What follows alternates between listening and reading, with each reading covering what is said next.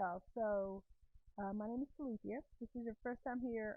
I have been spending an awful lot of time discussing the GAP framework.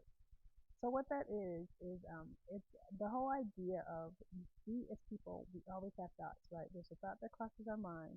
We've got this tiny bit, this tiny minuscule moment of time where we can kind of decide what to do with whatever that thought is, and then we act on it. So that is the GAP framework.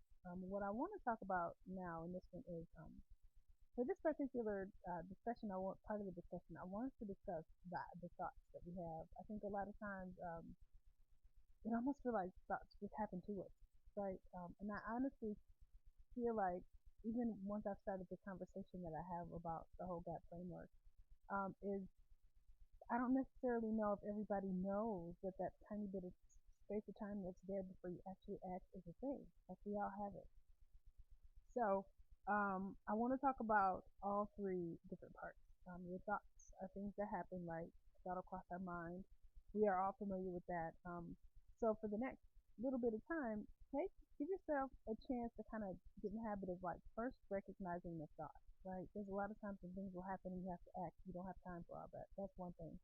What I'm encouraging you to do is the times when you do have time to kind of take a second and be like, hey, where'd that thought come from?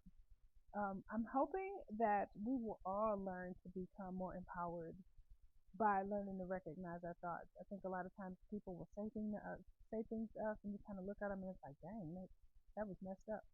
And a lot of times, I don't even know if people are even equipped enough to think about the thoughts that cross their mind. So I would like to encourage you to start doing that. Your thoughts are things that just occur. They're part of our consciousness. It's about part of like how we've been tied into society, how we've been raised, the things we've seen, books we've read.